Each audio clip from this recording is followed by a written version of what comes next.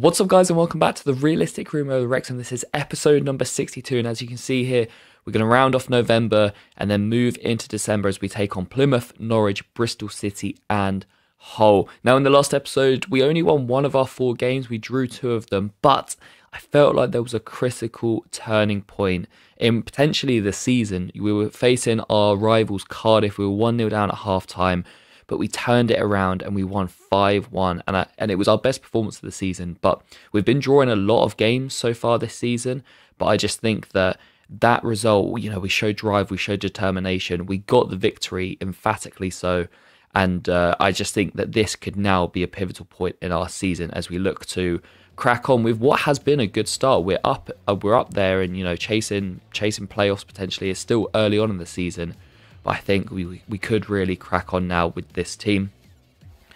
Sam Johnstone had a huge impact. We signed him last episode off the free agency market, and he's just been so positive. Coming in for Fotheringham, who has just been too much of a liability. As we want to push for promotion, we had to replace him, even if it's a short-term fix. We also gave 5 players new contracts last episode as well as agreeing fees for Hayden to join Bristol City, Ryan Morris to Nashville.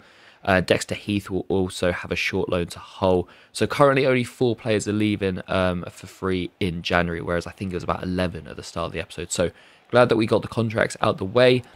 Swansea and Leicester also lost their unbeaten runs in the last episode, and Leeds extended their lead to 12 points at the top. They are running away with it. Well, heading into the first game of the episode will be Plymouth away from home. 17th right now are Plymouth. They've lost 8 of their 18, but they have won their last 2, so finding a little bit of form in this stage of the season. Vatter and Smallbone are back from international duty with Ireland, so they're back in the starting lineup. Rocco back to right wing, Smallbone CDM, and Devine stays in cam, who has been flourishing recently in that position. Well, it would be Alfie Devine who would get the first goal of the episode. Nice little ball in from Chambers. It gets flicked up, but then Devine on the volley. It's a really nice cultured finish because it hasn't got all the power, but it has the direction, and the goalkeeper, perhaps blindsided by his own defender, he can't react quickly enough, and we take a 1-0 lead in the second half. His 5th goal in his last 7, Alfie Devine. Since we've pushed him to that cam spot, he has been loving it. And to be fair, Smallbone in the CDM role, taking up where that position was vacated by Devine, he has been very good in midfield as well. So a really good one, really good start to this episode here. Devine giving us 1-0 lead. Plymouth would actually have a bit of push back, and they had a really good chance, which they shot wide, and then Johnstone with a huge save here. Great effort from the shot stopper. Smallbone would find Alfie Devine in behind, looking for his and our second of the game, but it was well saved as we entered the final 10 minutes. And then with just a couple minutes to go, Wayne would find Butcher. Butcher forces Johnstone into another save. Honestly, Sam Johnstone, I just have so much confidence in him in goal right now. With Fotheringham, it was the complete polar opposite. Every time an opponent shot, I thought we were going to concede. But Johnstone, as you can see there, he's just saving things left, right and centre. He's an absolute hero as we're into the final minute of the game. Now, keeper's up for the corner. Johnstone, another save. He's being peppered in these last few minutes. Really, really trying to earn that clean sheet. One final chance as we tick into the 93rd and final minute. Can Plymouth snatch a point here? Morgan Whitaker with subbed on Josh Earl. We've gone defensive just for this corner. Headed out by Koulibaly, and the referee blows full time. A gutsy, different kind of win to the last one against Cardiff, where we battered them, and especially in the second half. This one was a tough one. It was a tight affair. Alfie Devine, who spent a year on loan with Plymouth, scores against Argyle and gives us a 1-0 lead. Johnstone, big saves, especially towards the end of the game there. He earns his first clean sheet for us and a man of match performance as well. Both he and Devine have been on fire recently as we move up into the playoff spots. 30 points on the board after 19 games. We're looking decent right now. We are looking good as we look to continue our run. As you see here, Dexter Heath has his loan move confirmed to Hull. He'll be heading there in January. Well, the second game of the episode will see us take on Norwich, who are 2 places but just 1 point behind us in 8th. They've been a bit hot and cold, as you can see their form. Lost their last 2, they won the 3 previous to that. So we always have tight games with Norwich in this career mode. So it'll be a tough one again here. Unchanged side to the team that beat Plymouth. You know, when we're rolling, when we've won a game, when we've kept a clean sheet, why make any changes? Well, it would be Norwich who would start the better here, actually. After a corner, they had a bit of possession inside the box, but we looked counter it now. Yuri Regier, who's got plenty of assists this season, plays in Rocco Vata. Vata with the place. They're not going to catch him. Rocco Vata, great finish. It's another assist for Regier. That is an absolutely fire counter-attack. Vata, who makes it 7 goals on the season. Regier with his 10th assist already. Love that for Yuri. And Vata's been fantastic for us, man. He was decent last year, being hot and cold in the team. But now he's starting at that right wing spot every game. He has been phenomenal. Found some form. And we have a 1-0 lead with his 7th goal of the season. But Norwich would come back, peppering our defence. We kept giving the ball away, but Sam Johnston yet again with a huge save, this time down with his legs. And then just after the half an hour mark, the ball is played to Vata, who grabs his 2nd goal of the game, our 2nd goal of the game. Another quick attack as well. Norwich were dominating possession here, but we were clinical on the counter-attack, and it showed here. Koulibaly playing in Vata for his hat-trick. First half hat-trick for Rocco. What a performance. 7th, 8th, 9th goals of the season for Rocco. He has been phenomenal for us right now. Koulibaly, I think he picked up an assist in the last episode, picks up another assist here. It's another quick counter-attack, and this time he fires it across the Norwich shot stopper, and we have a 3-0 lead. As I said, Norwich are actually doing well possession-wise in this game, but we were just clinical on the counter-attack, and Vata would have a chance for his 4th, but it's saved well, I think by Long. I think it's Long in the Norwich net. And Rocco Vata denied a 4th first-half goal. That is crazy. Ida would win the ball back here and hit the post for Norwich as they looked to force to mount some sort of comeback, and then Stacey, the fullback, would play it into Kamara, who would drive into the box, and his shot would crash against the post. Actually, it was a good save from Johnston, who has just been phenomenal. Less than 10 minutes to go now. The game was kind of petering out. You know, we were up 3-0. We made a couple of changes. Alfie Devine drives into the box, plays it to Paul Mullin. What can Paul Mullin do here? PM10 driving all the way. Mullin makes it 4. Let's go. Absolutely love that from PM10. Nice drive from the team. I think that's an assist for Alfie Devine as well.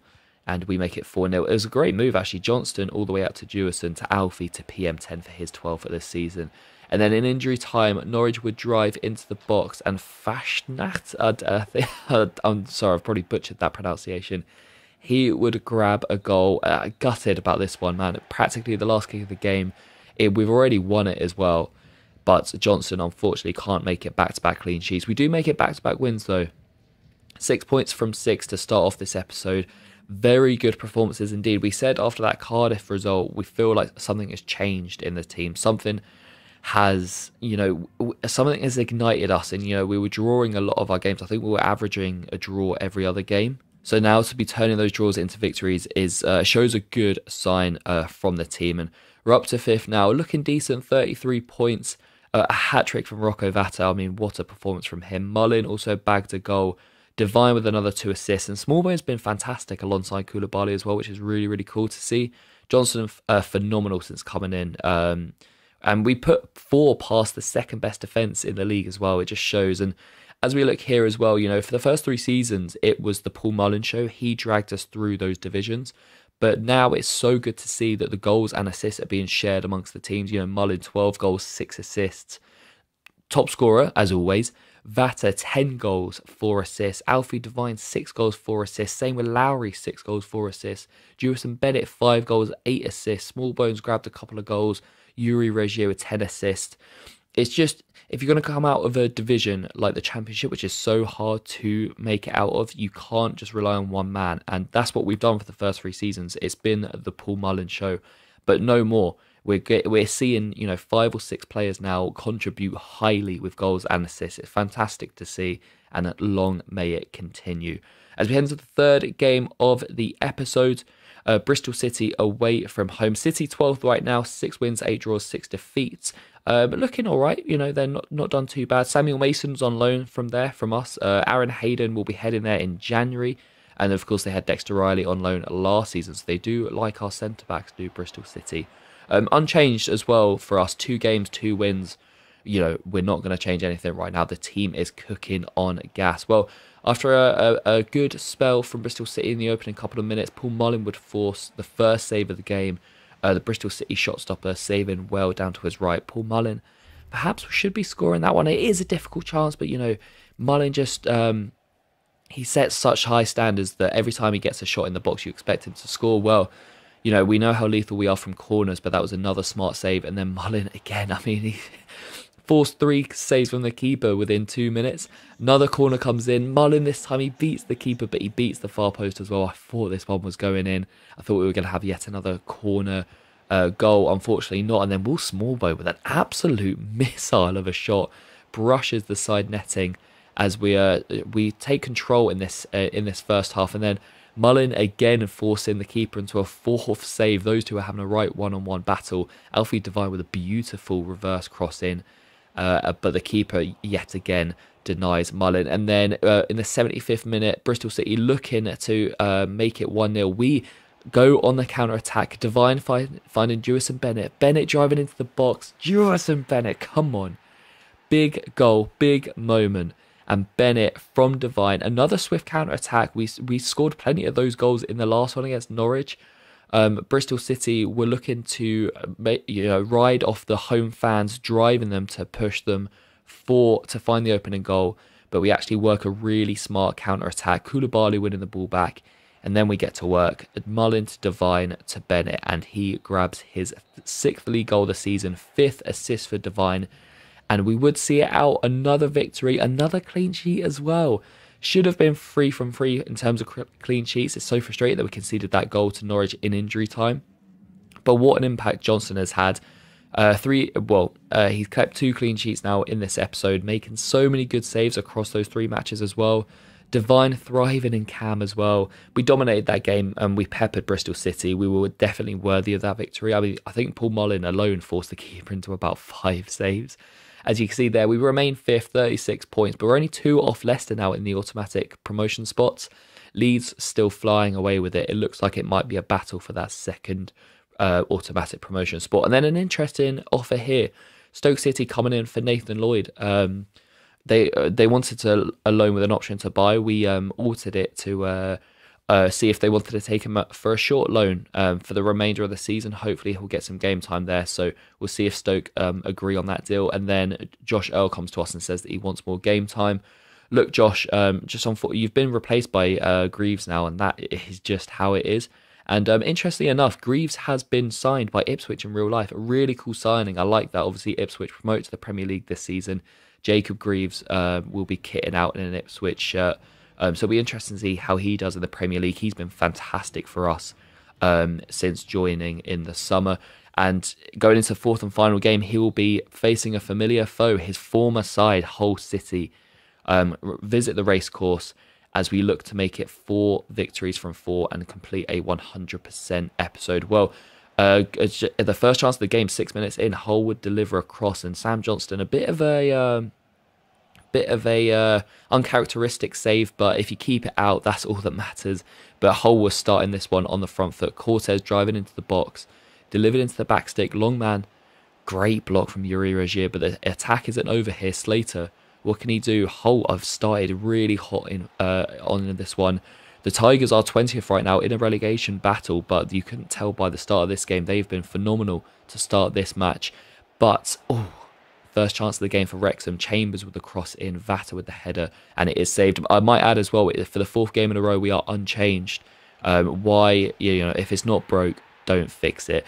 And Paul Mullin, the bags man, 2nd assist of this episode for Koulibaly as well. He wins the ball back, plays in Paul Mullin, who smashes a shot on his so-called weaker foot across the keeper, and despite Hull's early pressure, we lead 1-0. And then Paul Mullin would force the keeper into a smart save in injury time in the first half. Corner comes in. Can we capitalise? Bennett, it's headed out.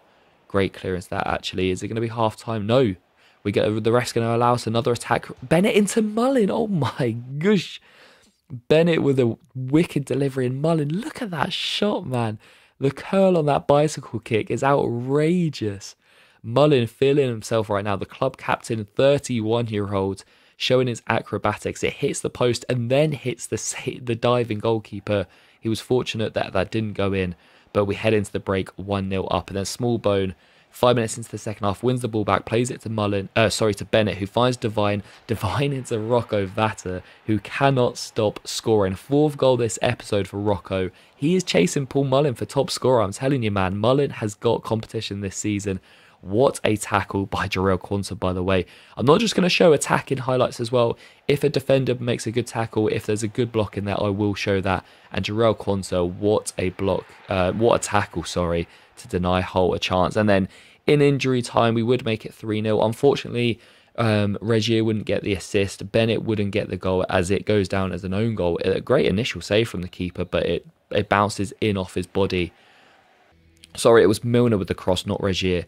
And we make it 3-0 to round off almost the perfect episode. 4 games, 4 wins, just 1 goal conceded, and that was an injury time consolation. Oh man, if we had kept a clean sheet in that Norwich game as well, 4 wins and 4 clean sheets would have been the perfect episode. But you know, we felt it, didn't we? After that Cardiff game, we felt like there was a turn of the tides, and we have definitely shown that this episode. 4 games, 4 wins, 3 clean sheets, 9 goals scored, just 1 conceded. I mean, I think Johnston's matched Fotheringham's clean sheet record already this season. He's played about 6 games. We remain in 5th as that battle for the automatic promotion spots is a tight one. But if we continue on this form, we're going to be up there, aren't we? Well, that is it for today's episode, guys. I mean, 100% record for this episode, just 1 goal conceded. Drop a like right now on this video if you're enjoying this series. Sub to the channel if you haven't already, and I'll see you in episode 63 very soon.